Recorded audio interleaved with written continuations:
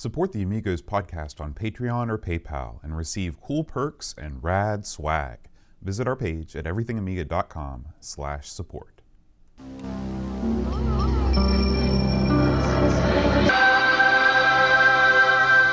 Amiga, the first personal computer that gives you a creative edge.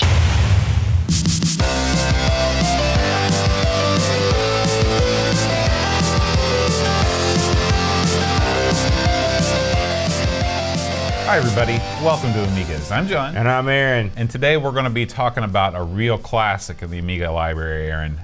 Agony.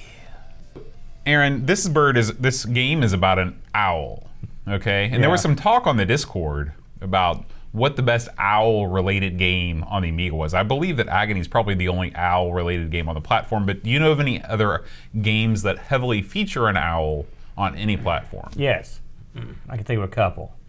The Winnie the Pooh games, there's an owl in Pooh's land, as I recall. Were there any Winnie the Pooh games? Yeah, I've got. In fact, I just unwrapped some for the Coco. Okay, I haven't played any. I'm trying to think. Let's see, owl-related games. Who is the most famous owls? Owlman from Mega Man 2. Okay, you also got the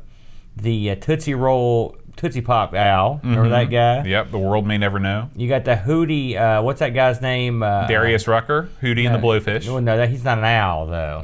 You got the owl guy from The Watchmen. Yeah, what was his name? Owlman, I think. And then you've got, we've got to be missing some major league, I mean, because owl is a pretty cool bird. There's the owl from The Secret of Nim. Okay, wow, okay, yeah. Yeah.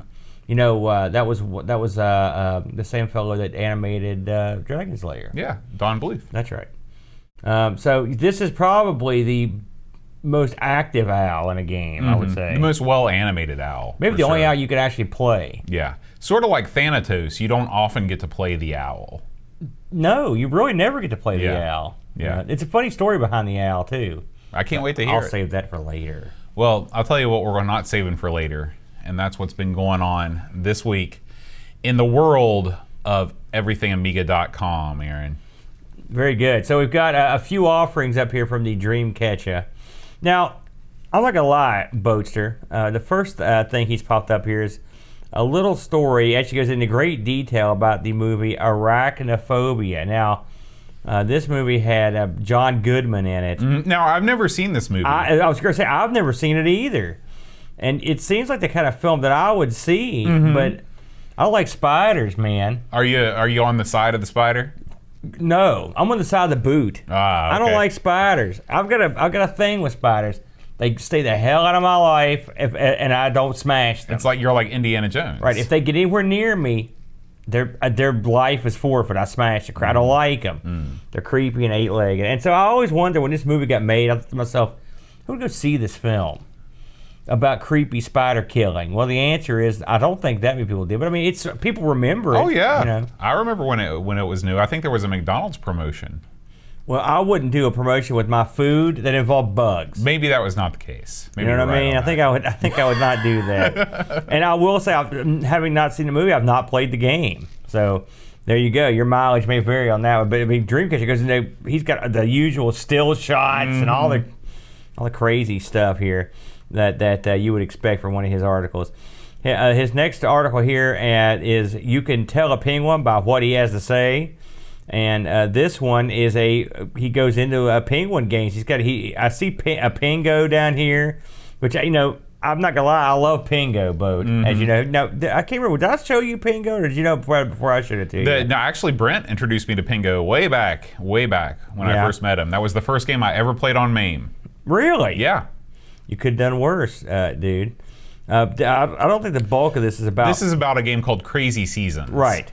But Pingo's mentioned. He mentions several different penguin-related games. Penguins... Unlike owls, penguins are much more often featured as playable characters. They're much more represented in gaming. Yeah. But they're also cute. You know, owls are more sinister looking. True. Penguin, you can't imagine a penguin, say, running up and eating a rat. You know? What do they eat? I don't even fish. Is that it? Yeah. snow. You know, my boy got to actually hold a penguin, or like pet one and Really? stuff at the zoo. Yeah, well, you had to pay. Don't think you didn't have to pay. But yeah, they let him. That was pretty cool. And Tree actually got to hold one too, so that's kind of neat. I sat in the lobby. What's been going on at the over on the ARG beat, Aaron? Last week we did our riveting look, if I may say, at the Fairchild Channel F. Now this is the first. Whoa, that's audio. This is the first episode of ARG that I have not yet watched because I've been on summer break. My schedule's been interrupted. So tell me about this episode. You got no Aaron. interest in the Fairchild Channel. I love F. the Channel F. Look how striking a figure I am. The striking is the word that I would use. Fairchild Channel F, an interesting machine. It was the forerunner for a lot of what console gaming became. It was a console system with a twist, right? Because that was the Odyssey that all the games were actually on. The system. This actually had cartridges. Okay. They looked like big 8-tracks, and they sometimes had multiple games on them. It's got way more to do with the Odyssey 2 than the Odyssey 1 in a lot of ways. The controllers, you kind of hold them like this, and there's a little knob, and you could actually twist the knob. Pretty cool controller. They were that. Well, I've never actually held one. I'd like to.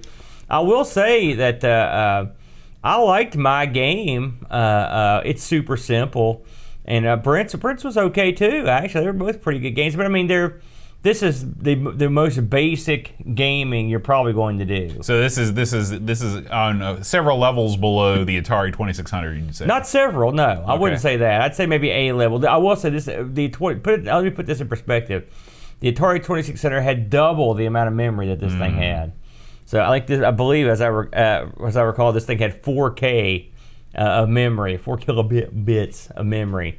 So it was a very low end, but it was interesting and fun to play with, and we had a good time. You know, this is where these home consoles escaped just being Pong derivatives and tried some different stuff. So yeah, that was fun. I did a stream. Actually, I've forgotten to change our headliner on our YouTube channel now, so it looks like I'm still streaming ZX Spectrum, even though we're recording Amigos live.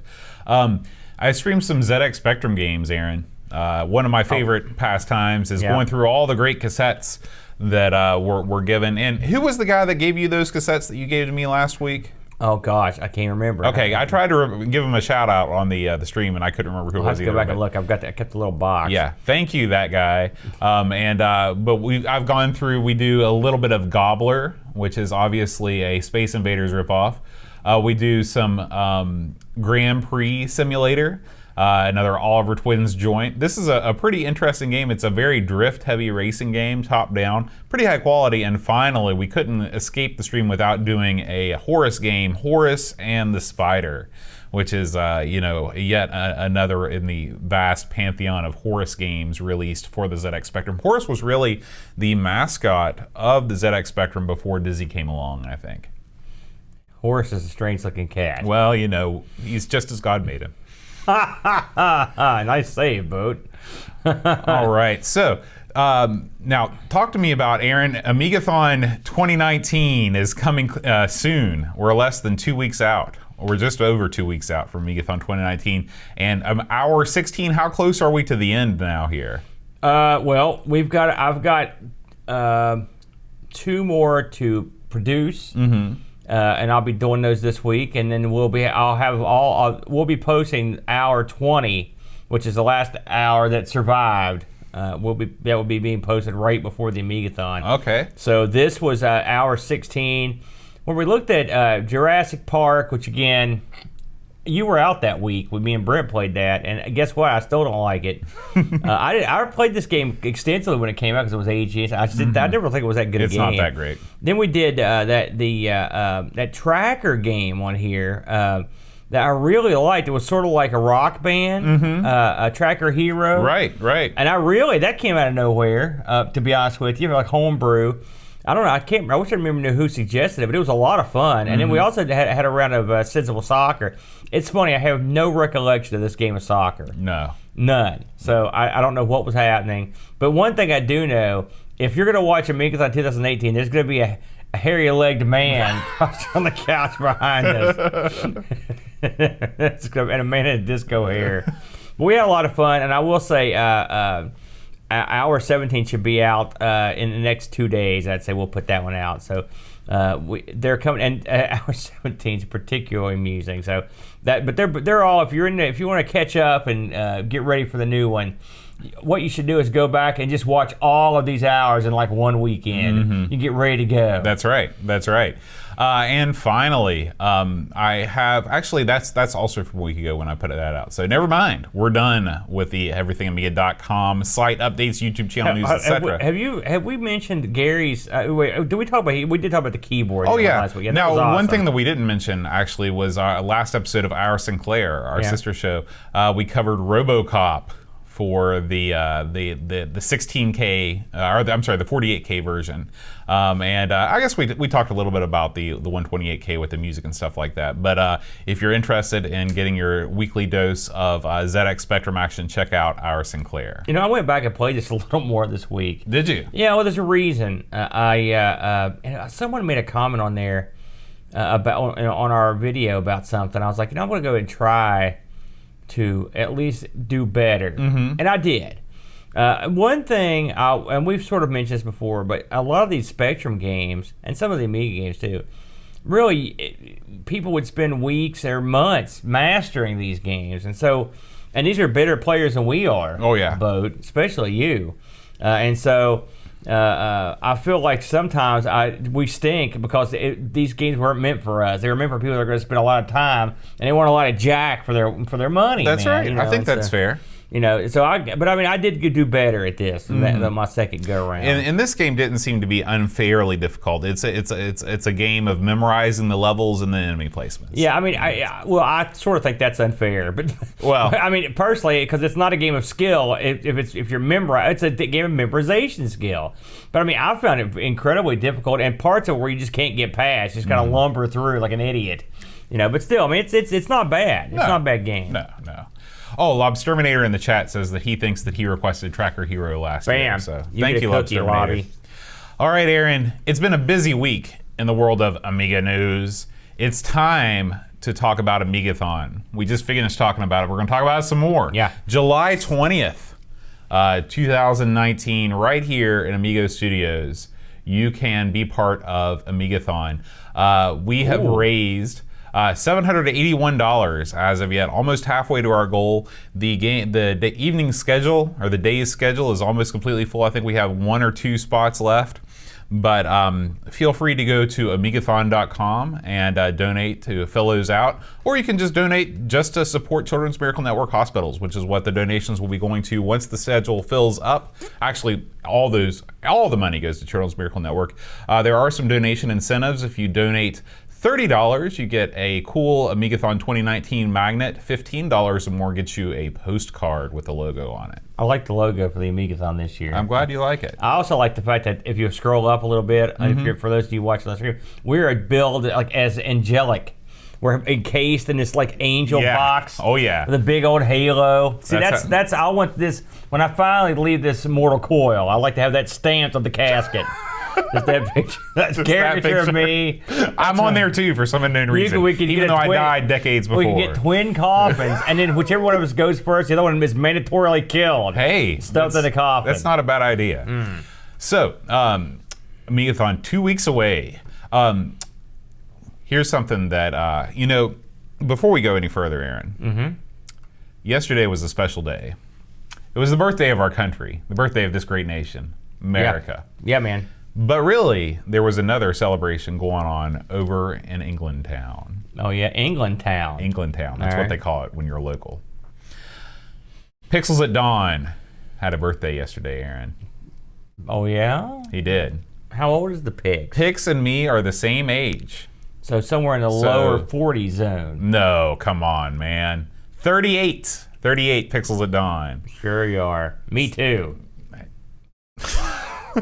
So I wanted to give a big shout out to Pixel. Pixels is the chairman of our Amigos Game Selection Committee. He's like Frank Sinatra. Yeah, he's the chairman. He runs he runs the polls that close every week. He is the person that lets me know what games the Game Selection Committee pick. He makes all those awesome travel log videos when Amigos goes on the road, and he goes to all those shows in England we can't go to. Outstanding, yeah. Yeah, so happy birthday, Pix. We love having you as part of the community. Thank you for being being part of the Amigos. We're like the weatherman on the Today Show when like a special shout out to our good buddy like Gertrude. I saw who was the guy that was famous for that? Not Al Roker. Willard Scott. Willard Scott. I saw Willard Scott at the Cleveland Clinic one time. Oh yeah, when I was up there. Did he give you a shout out? No, he looked very old and feeble. I think he's no longer with us. Really? He was a big guy too back in the day. Oh yeah. All right.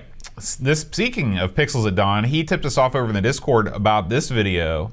This is this guy.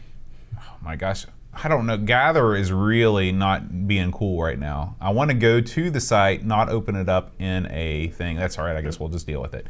This guy, have you heard of this guy before? Retro Recipes? I have, and also his legendary hair. Yeah. Well, not only does he have legendary hair, he's also got a legendary voice. This guy sounds like I don't know what he sounds like. A real smooth, smooth DJ talker. type. Yeah. He found an Amiga 4000 with a big Apple sticker on it that has all of Team 17's inner workings. So you can check that out. I haven't seen this yet, actually. Yeah, it's really, really well done. He's really done a good job filming this. This guy does top quality work. I hadn't really watched a lot of his stuff before, but I'm going to start. I subscribe to his channel just because he's got such a great voice. You see those robots he's got in the floor back there? I'd love to have some of those. Those look like the things you used to get on Starcade. Remember those? Robots are outstanding. I think we can both agree on that. Absolutely. Yeah. So anyway, make sure you check out this guy, Retro Recipes, and his Team 17 Amiga 4000. Ooh, okay, I'm going to look into that. It looks good.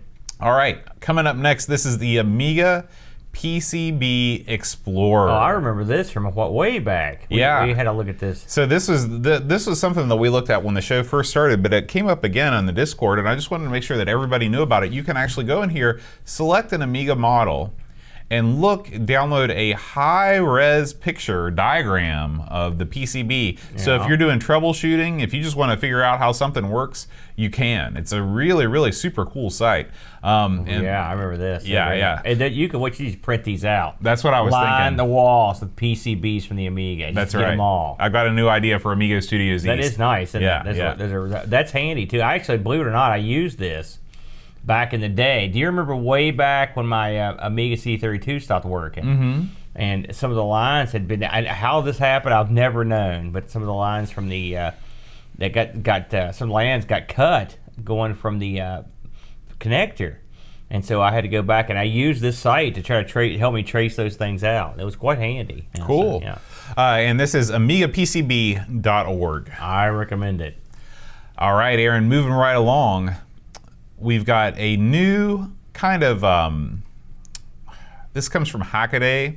Yeah. And you know these FPGA units are all the rage these days. I've heard that, yeah. Yeah. For those that haven't moved on, that have been woke to the reality of the Atomic Pi, those still lingering in the Neanderthal-like mists of the FPGA. If you want to get your board online, you can get online with this ESP8266 doodad. This article on Hackaday talks about how a user using their FPGA to emulate an Amiga can use this board to get that emulated Amiga online. Yeah. Do you think this is a bridge too far, Aaron? Having No. to buy a special board to get your emulated board to simulate going online? It is wacky. But I will say this, I like Hackaday. However, since you brought it up, they wrote an article, I'm pretty sure it was Hackaday where I read this. They wrote a review of the Atomic Pi about a month ago. And the reviewer was let's just say he put the hack in Hackaday. This was a hack writer, and if you're listening, you're a hack, sir. He did a crap job reviewing this board, and he buried it deep beneath the Earth's crust like a jerk. So you could bite it, sir. Well, I'm glad. This looks wacky. And you're right. A bridge too far? I mean, I think that sums it up. I mean, they should have called this article a bridge too far. If this is your bag, though, let everyone do everything. If you want to get a secondary board for your simulated primaries, whatever, it doesn't matter. Do it. Get several of them. Yeah. Go crazy. It's a free world. Now, this is a podcast that I found out. It's not a podcast. This is a blog called RamOK. It's a podcast if you have the computer read it to you. That's true. Like the Amiga News. The text-to-speech, right. So this site gives you, you know, there's tons of retro podcasts out there. I've heard that. There's a lot. There's more than a couple. And say that you don't want to actually listen to all of them unless it's something that particularly interests you.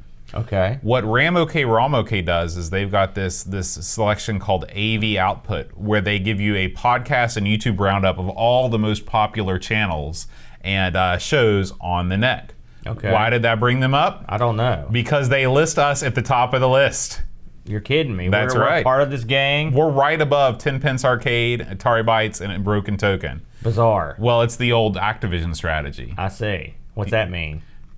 Activision formed their company so they would be first above it. Is that Yeah. Is that why we're there? Yeah, that's why we're there. So they got Amigos and R. Sinclair on there. Yeah, Double yeah. trouble. Yeah, so check these guys out if you want to just get a quick roundup of what was featured on each week's podcast for that week. They've got all the big podcasts on You know, there. I just gave myself, as I joked with you just now, I gave myself a brilliant idea for my brand new show.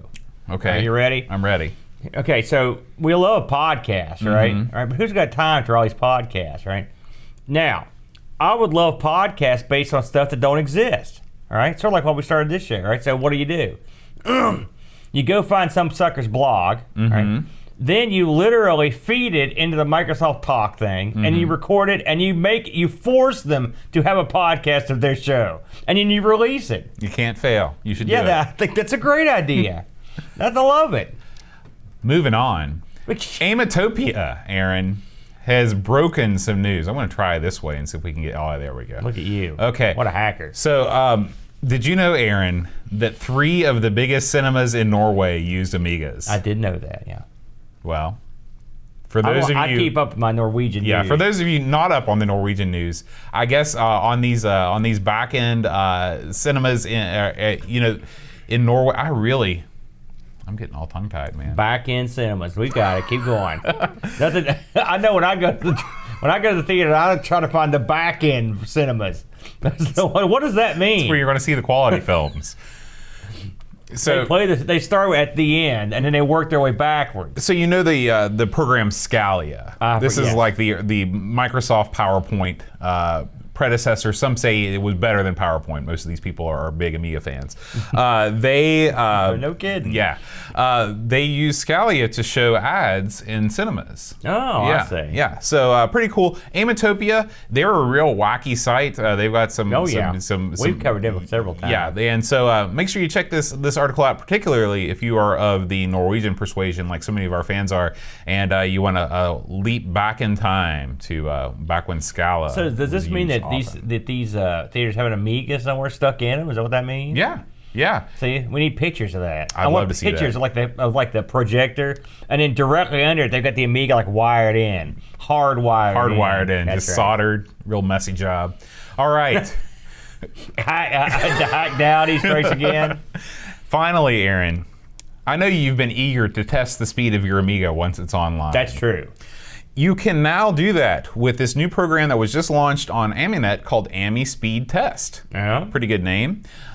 This allows you to get your Amiga connected computer or your internet connected Amiga and run a speed test in much the same way that you'd go to fast.net or what was that site, Ookla or something like that? Ookla? Yeah, I remember they always wanted me to test from the Moore, only West Ookla I Virginia. know is Ookla the Mock. Remember him? You don't. We've talked about. Did he him have before. 2 Polynesian boys as well? He had Ookla the Mock, Princess Ariel, and Thundar the Barbarian. I know about Thundar. And his fabulous son Sword. Oh yeah, Ookla was the blob thing, And right? You're getting this confused with a whole other cartoon. Oh. You're thinking of the blob guys. The Ookla is like a sort of like a Chewbacca type. He rides a real weird looking horse from Thundar. Did you ever watch Thundar? What was the cartoon that had the blobs? That was the Hanna-Barbera cartoon. Whole different cartoon. Actually, I think both of them were Hanna-Barbera now I think about it. But no. He was also a barbarian. Right, but that was a whole different cartoon. I know the one you're talking about, and I can't remember the name of it right off the top of my head. Okay. Which one began in 1999 in the far-flung future? Was that Thundar? Okay. A runaway planet hurtled between the Earth and the Moon, unleashing cosmic destruction. Unleashing Thundar. from his long he was sleep. around. He wasn't sleeping. Was he just chilling? This happened, and then hundreds of years later, Thundar showed up. Oh, so he wasn't there for the duration. No, this happened like right now. It could happen, and then 100 years from now, that'd be Thundar. Okay, sounds like a plan. Yeah. Let's talk about this week's game, Aaron. Agony. And I thought about this name of this game quite a bit this week. It always has intrigued me. They should have put the original box art for Pipe Mania on the on this game, because remember they had that guy going. Yeah. Oh, yeah, you might be on some of their boat. So let's talk about Agony. And I was a little bit more familiar with this than I have been in some of our previous games. So this bad boy debuted in 1992. 3 big discs, boat. On this one, and was developed by Art and Magic and published by Psygnosis. And the development of this is sort of interesting, which I'll get into that in a bit. One thing I want to mention is the cover, the very iconic logo or whatever of the symbols, the Agony. The actual writing of the. Have you seen the name on the box? Oh yeah. I think that was a Roger Dean joint there. What? Roger Dean would not waste his time writing the word agony on a box. No, but he's cool looking. It's cool guy looking. So let's talk about some of the boys that worked on this. So you had a decoder on this one was Yves Grolet, and the graphics guys were Frank Sauer and Mark Aubenet. Now these guys all worked on a game called Unreal. Not the more modern one. Yeah. So these guys all work together on Unreal, and of course there was a slew of musicians on this game that worked on it. It's funny when you look at the credits. Like there's one song listed that has like 6 guys that worked on the one song. It's like a Beyonce song. No, yeah, it's sort of like that. It's like they have like a by committee they did this song, but it's instrumental. Like, what were they doing? Well, if you listen to the soundtrack, you can see how that happened. No, but this was one song. Like if you're watching these, it comes up in a second. It says like credit songs. It's like 6 guys listed. It's like what were they doing? Each writing like one note. They're collecting a paycheck. That's what they're doing. Right here it is. Yeah, loading music. You got 5 guys. There's different types of loading music. Maybe that's loading for every screen. Anyway, I'll just run down the list. So you had some of the musicians that worked on this: Timothy Bright Wright, Robert Ling, Matthew Simmons, Martin Wall, Martin Iverson, Jeroen Tell, Frank Saucer, and the very famous Alistair Brimble also worked on this. And what happened was when Art and Magic decided to have Psygnosis publish this, Psygnosis brought in the big dogs that help them out in some of this stuff. And so guess what? The big dogs were a bunch of these guys that were did work for Psygnosis. I wonder how much of the game was complete before the big dogs were brought in. Well, a good chunk. Okay, I would say, and I'll get to that in a moment. So, what is this game? It's a interesting game that has you playing the part of an owl, which you're actually a wizard that has transmuted into an owl or whatever. The plot of this game, did you actually read the docs instead of the plot? There's a plot.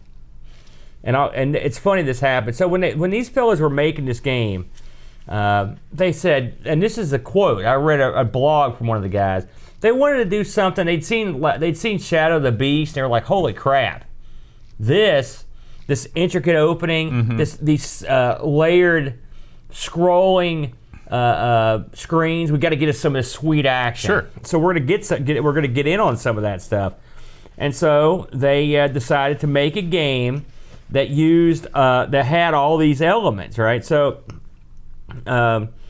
they wanted to have an animated opening sequence to beat the band. All right.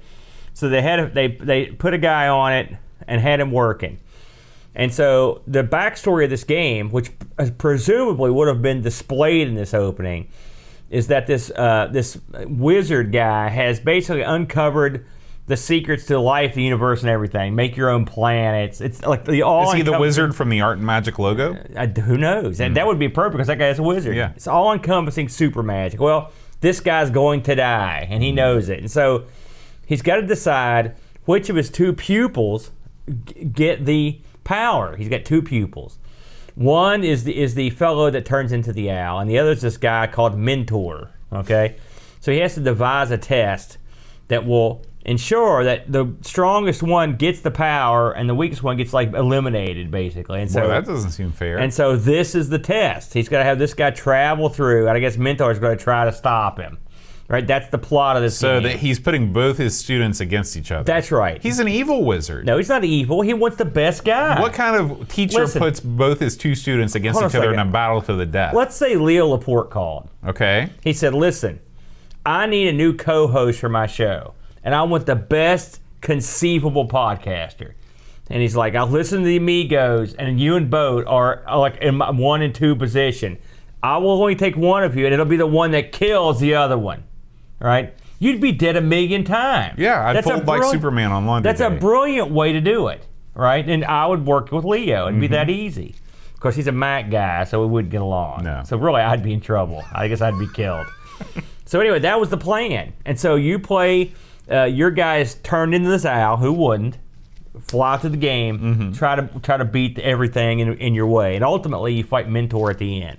That's the plot. Mentor is a really lame name. It is a strange name considering that guy isn't your mentor. That's He sounds like a Masters of the Universe cast-off, really. Well, listen. Mentor. Listen, I didn't name him. Maybe he's Minty Fresh. I don't know what the story is.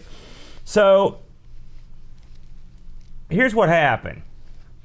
They made this game. They got together. They got this guy working on this intricate, awesome opening sequence. All right, well, they get to work on this game with Psygnosis, and lo and behold, they creep into that 4th disc zone. That's a no-no. Yeah. Too many. Too many. So something's got to go. So the long, drawn-out animated sequence that opened this game Cut. got axed. Guillotine. It was gone. So, and all you can do now is effectively read the manual. Because even if you watch, I watched this. I played every level of this game. And I watched it played in its entirety. One cannot ascertain the plot from No. these still shots. Well, and the thing is, if you watch the end of the game, I don't know if you watched the end of the game. I think I forgot that. I watched most of it, and then I didn't watch the ending, which is weird for me. The end of the game is, it's one of those, here's some text, here's some more text, here's yet more text, the end. You're like, it's like, Yeah. You know, you worked your... Like, it's clear from this screen, you know exactly what's coming up next, you know? It looks like one of the guys from Shadow of the Beast, actually. Yeah, there's a lot. Well, that's something else that was one of the things they wanted to put in the game that Shadow of the Beast has is they've got these beautiful still screens that are like paintings, and so they wanted to do that too. And so what these guys did when they developed this game, this is straight from the mouth of Frank Sauer, all right, one of the guys that worked on it. They split the levels up, so they like. A couple guys worked on levels 2, one guy worked on level 3, and so they would get a different theme going, right? They also wanted to do something that was more nature-based, right? So that's why... More nature. So that's why in this game, as opposed to like going to hell or space, where this is all like, everything in the game is a natural. You've got Yeah. swamps and forests and mountains and that sort of thing, and oceans and whatnot. And it looks realistic. It doesn't have that Lionheart sort of like alien, like, because Lionheart was very organic and naturey too, It but was. it looked odd. And this looks more earthen. It does, and Frank here actually did the 6 paintings, and he for the low levels. That was all part of their plan. And so one of the big things they had to do in this game was to try to figure out how to get. Their goal was to get tons and tons of layered scrolling, and they would come up with all these crazy tricks, and they did stuff that no one had seen. It was blowing everybody's mind. So in 1991, they started pitching this game, and lo and behold, here comes Psygnosis. They're like, yeah, we want some of this sweet action, and they were in. And they signed up to do the game. Of course, this is right up Psygnosis' alley. I mean, if you look at this game, it looks like if you said, "Hey, I want a shoot 'em up, but I want it to be like Shadow of the Beast, and then I want the music to be sort of like Shadow of the Beast, and I want the art style to be like this is." I mean, I thought for sure some of the same guys would have worked on it. You know, it's very Shadow of the Beasty. Of course, here's one thing that always blows my mind is this is a beautiful game. No matter what you say about the gameplay, we'll get to it in a moment. Another game here. That is, It's amazing that an ECS OCS computer can put this sort of graphical display out there. Yeah. It blows my mind. It just it shows once again that AGA was just one of the biggest disappointments in computing history. Well, that's not true. AGA could do just more, but they squeezed a lot of what they had. No, AGA sucks. No. It does. It was the biggest disappointment in computing history. What do you base it on, Boat? Okay. Pretend like there was an AGA version of this game. I'll tell you what you'd get. You get slightly more gradation between the blue and the pink layers of the parallax backgrounds. That's it.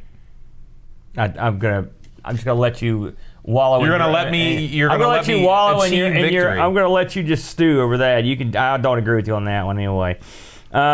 So let's get to the actual game here. You are tasked with traveling through all these various scenarios, various stages with your owl and beating an end boss and end level. They did not reinvent the wheel in terms of gameplay. Your owl. Now, one thing there are some differences that make this a more interesting sort of a shooter, and in some ways, and not as interesting. So, this game, as beautiful as it is, has a much like a Shadow of the Beast. It has crummy enemies. I'll be honest, I'm just going to say it up front.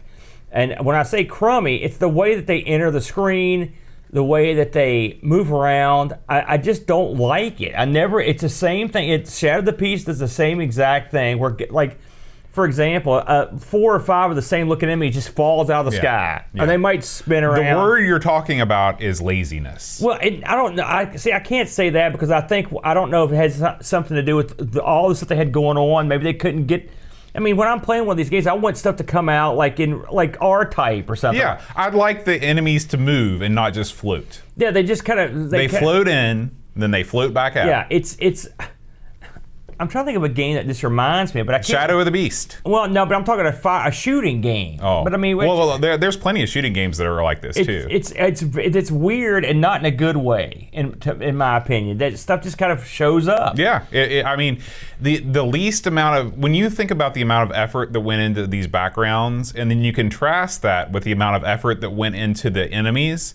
It's such a stark contrast. It really is. And the thing is, the enemies don't look bad. That's not that. It's just the way they travel. It's like if I took a very beautifully drawn picture and took my mouse cursor and went, and that because the enemies aren't animated, right? For the most part, now some of them are, but for the most part, they just like it's like a picture of an enemy, and it just goes, and you're trying to shoot it. Yeah. It's like, well, that's kind of lame. There's something spinning. The bullets in this. They're yellow, and they look real out of place, don't they? I couldn't. Most of the enemies are monochromatic. Again, maybe you're starting to run into some of the color limitations. I don't know if there's an issue on the back end there, or maybe they couldn't think of a way, if they made the enemies too colorful, maybe it would take away from the backgrounds, but it definitely doesn't do the game any favors that way, especially when you look at how beautiful your owl is. Your owl is a work of art. It's remarkable how well animated. Yeah. The owl is big. And so that's real. And funny, the owl being so large is probably the hardest aspect of the game. Because I didn't find this game particularly difficult.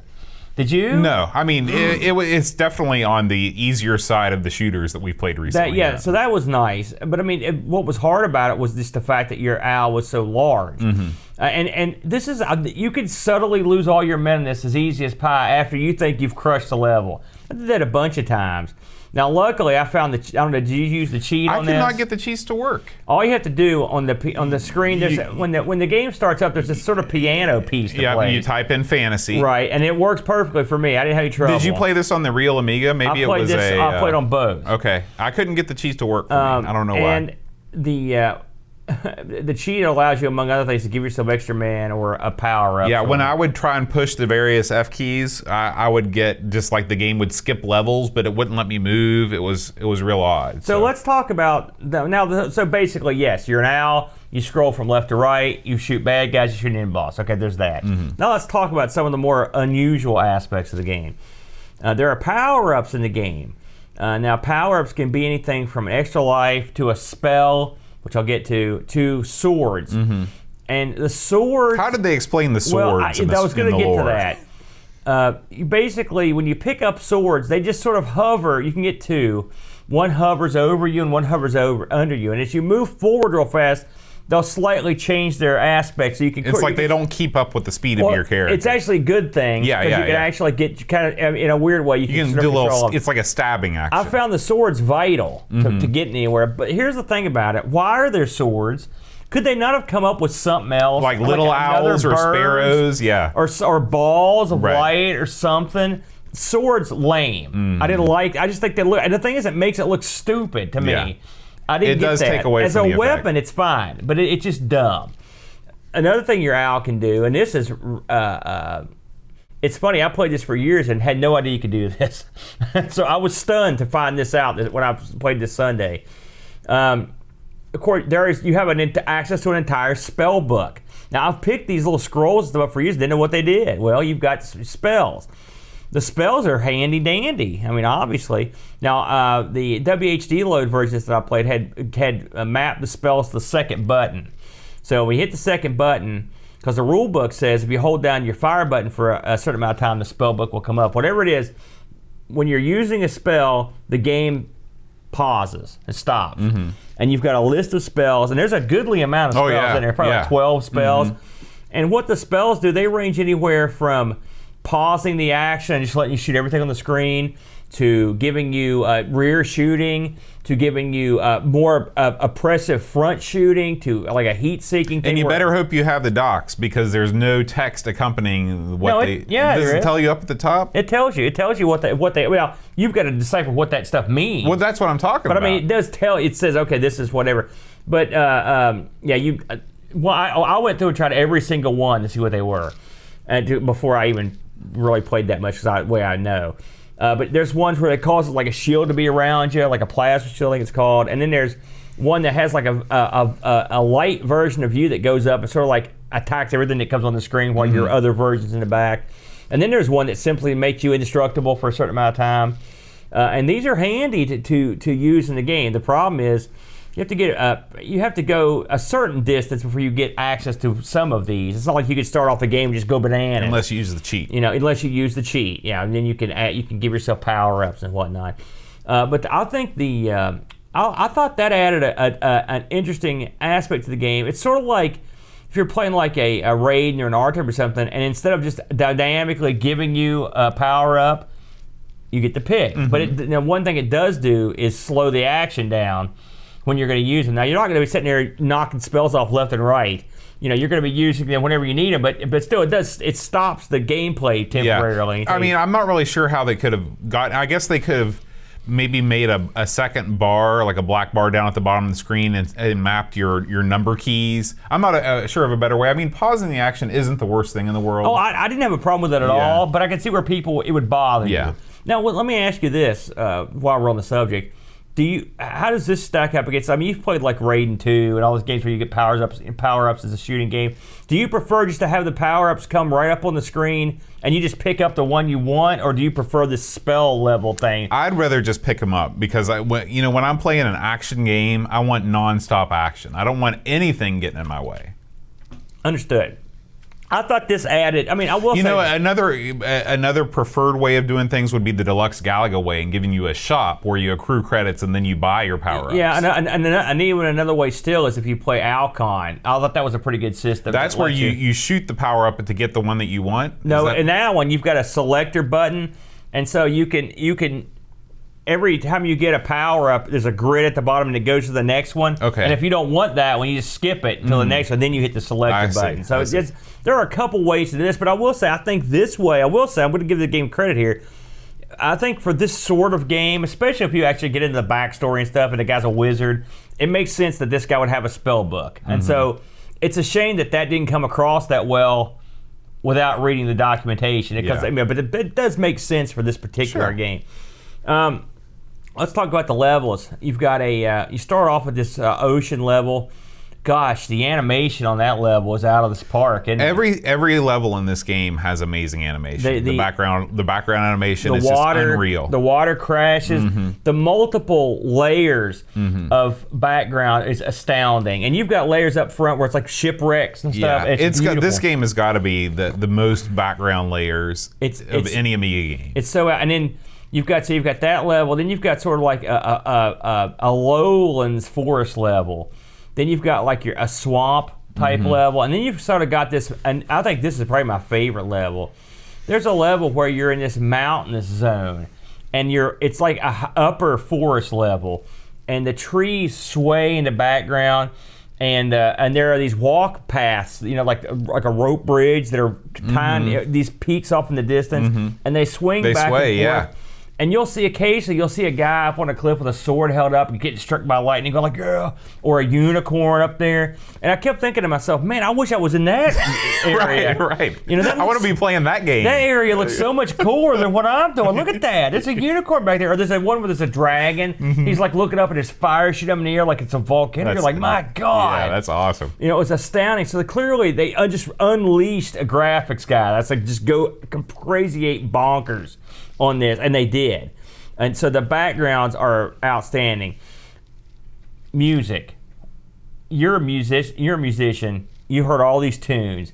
This game is sort of polarizing in its tunes. What did you think about the tunes overall? Oh, it's awful. You did not like any of the tunes? What about the opening piano piece? No, I'm talking. No, okay.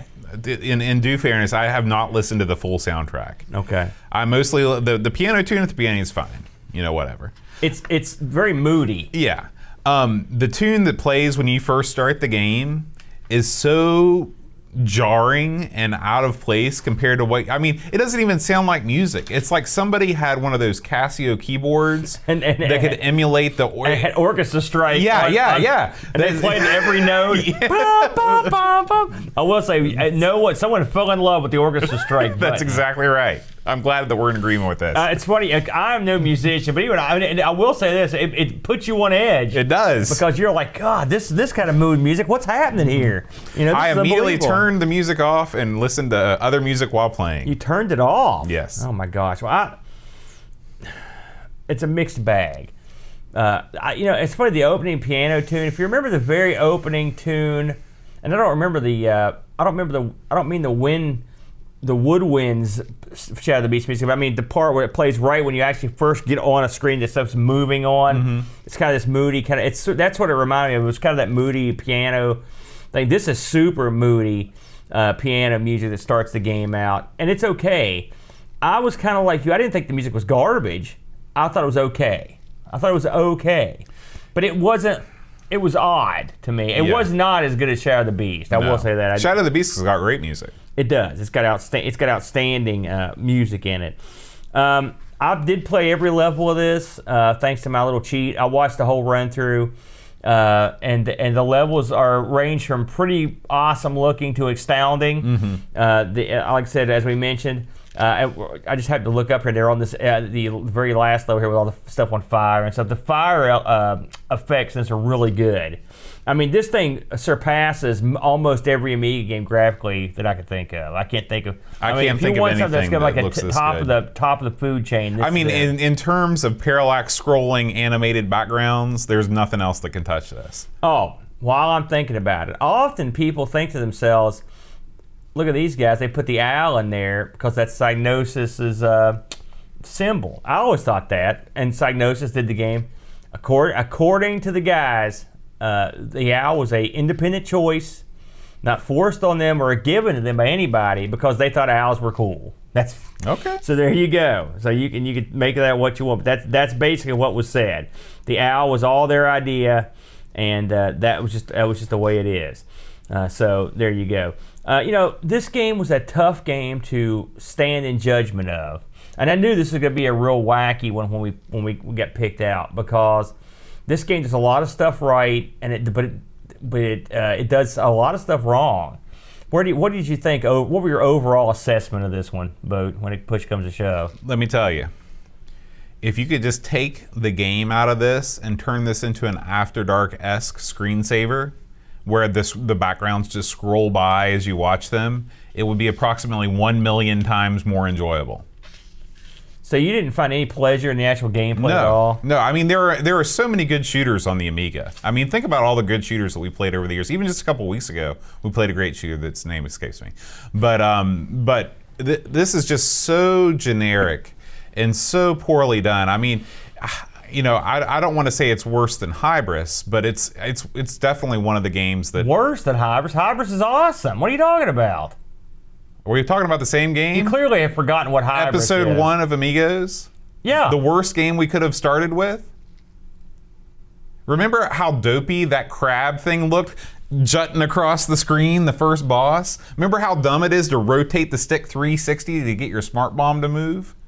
Hybris is an awesome game, and as I recall, you gave it high praise in the first episode. No, I was probably being nice. No, it's a great game. Hybris is a way better shooter than this. There's no argument there. I'd put this on the same level as Hybris. No, Hybris is I think this is a much better shooter. Now, this is a much more attractive and modern shooter, but I think Hybris is a better shooter. Now, I think there's some fun to be had here. I'm not going to completely, I am serious though. I would love it if there was some sort of a hack or something where you could just turn these backgrounds into some sort of Amiga screensaver and just run that and play some cool music behind it. It would be super neat. I will say it's funny. When I was researching this game, someone, and I don't know if this ever got finished, but someone uploaded a video, and it was about 3 minutes long. And they had taken this game and they had developed it in the Unreal Engine. Really? And so it was a sort of a modern take, and it was like basically someone playing the first level, and it looked pretty good. Mm-hmm. It's pretty interesting. I think that if they would have taken out the swords concept and added some extra birds and made that fit the theme more, the biggest, I just can't get past how lame the enemies look in their attack patterns. I mean, you just got to do better. There's only two elements to a shooter. There's you and there's the enemies. Everything else is irrelevant. It's funny, this game also, when you think of games, this is the exact opposite of bullet hell. Like, there are hardly any bullets at all. No. It's just more like enemy hell. Yeah, you're quite a large sprite, and that adds to the challenge, but it's really just, this game gets a lot of praise from a lot of people, mostly I think due to the art and its association with Psygnosis. But I mean, it is a definitely, average to below average shooter on the platform. Well, if you consider all the good shooters on the Amiga, I would not put this in the top 10. No. Let's put it that way. But I mean, art-wise, it's probably number one. It's beautiful. The professional reviewers did not necessarily agree with us on this one, Boat. And I think I liked it a little more than you. But the folks over at Lemon gave it a 7.74. Mm-hmm. Amiga Action gave it an 86. Amiga Format gave it a 60. That's odd, which I have to read that review. Amiga Magazine gave it a 9 out of 10. And then Amiga Mania, 62%. Wow. So Amiga they're really Power gave it a 78%. kind of all over the map here. CU Amiga, 85%. The One gave it an 84, and 030 gave it a 87. So you're probably looking at, if you average all those out, you're probably looking at somewhere in the B to C range. Mm-hmm. I'd say that's about right. I would say this is an A graphics game, a sort of a B minus musical game, and an actual the gameplay somewhere in the C level. The one thing I did enjoy about it is that, and it was refreshing, is that I didn't suck at it. I will say that's part of my enjoyment. The difficulty was not incredibly hard, which was welcome for sure. The actual box this came with a poster. The box cover, as I mentioned, the logo was done by Roger Dean. The box cover artwork done by Tony Roberts. I can't believe, Roger Dean, man. He did a bunch of good games, logos. Oh, well, he did a bunch of good record album covers. But I'm saying, same guy. Yeah. On eBay, these were going for some bucks, some of them. Now, I looked at some finished auctions. You're looking somewhere in the 50s. I even saw one of these going up in the $200 range, which one would assume that one would come with the poster and everything in it. These Psygnosis games are highly collectible, and so this is another one that has that sort of rock star look to it. And was this, I can't remember, did this get a release on the PC, or was this Amiga only? I don't think it got released anywhere else. Okay. So this is sort of an exclusive. This is a difficult game to, like I said, to look at and try to. I want to love it. I mean, there are so much aspects of it I really like, but it falls a little short for me. Let me tell you what some of our Discord users said. Chris Fold says, this game reminds me of a girl at university. Great to look at, sounds nice, but way too hard to get along with and a bit lacking. 6 out of 10. Deckard Threepwood says, I never played this back in the Amiga's heyday, so no nostalgia attached to it. Or is there? Well, if Shadow of the Beast 2 was a shoot 'em up, this would be it. Their appearance is extremely similar, the color palette is nearly identical, and I'm sure some of the same enemies have been used. The music let this down for me. A shooter needs great pumping soundtrack, but I found that this music didn't go with this type of genre and found it repetitive. 5 out of 10. It must not have been the continual orchestra strikes. Yeah. Graham says, a side-scrolling shmup where you control an owl. The Psygnosis company logo, though, we've busted that myth wide open. Flying through 6 levels, the game is visually impressive with 3 layers of parallax scrolling and palette swapping and flashing to make this look stunning. Sounds are decent, and the game plays hard but very fairly. It's not as difficult as other shmups, making this one of my favorites on the Amiga. 7.5 out of 10. And finally, Duncan Styles says, you won't find a better animated bird on the Amiga. True. Think Amiga graphics and you think of that typical Psygnosis style seen in many of their games, used here again to great effect. I wish more enemies were animated and not simply static. Didn't like the in-game music, too many crashes and stabs. Gameplay-wise, it's an unremarkable shooter. Good, but not great. 7 out of 10. You know, Duncan also, as I was watching the chat about, mentioned something that was actually mentioned by the fellow that did the blog I was talking about, that Frank Sauer, when they discussed on having the owl as the logo for this game, as the actual player character. He did mention that part of the reason they were all obsessed with owls was because of the movie Labyrinth.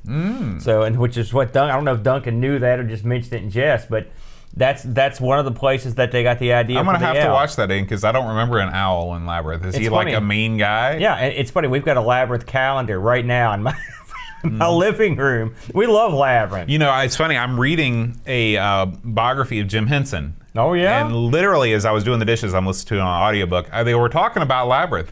Do you know who Jim Henson originally wanted to play Jareth? It was like, was it like Mick Jagger or something like something? No, it was, God, I've heard this. Who was it? Go ahead.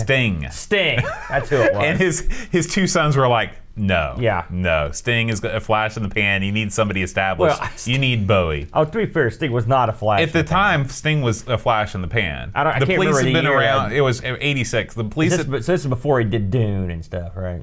Sting was in Dune. Wasn't he in Dune? I don't know, but that doesn't necessarily make you not a flash in the Help pan. me out, guys. Sting in Dune, right? I haven't seen Dune, but I tell you who I have seen, all these fine folks in the chat with us right now. Picard 2005, Edvin Helland, Necronom, Lobsterminator X, Duncan Styles, Eric Sundstrom, Neville Overman. Thank you guys, Amiga Bong, Barkbit, for being with us. We record Amigos almost every Friday live around 5-ish, 4-ish, somewhere around there. Feel free to subscribe to our YouTube channel, Amigos Retro Gaming, and watch us live. Join in on the chat. It's always a good time. I also want to announce the winners of last week's supporter song challenge. As always, if you'd like to support the show, you can find both ways to support us, either on Patreon or through PayPal at everythingamiga.com/support. I want to congratulate Kate Fox and Pixels at Dawn. Last week's Patreon song challenge was Bicycle Race by Queen. You don't know that song, do you? I've heard It's it, but I college didn't music. get it. Queen? I don't like know. Queen. I don't even know what college music is. Clearly not. This week, if you know this week's supporter song challenge, send me an email at john@amigospodcast.com, and I will include you in the list of winners when we record our show next week.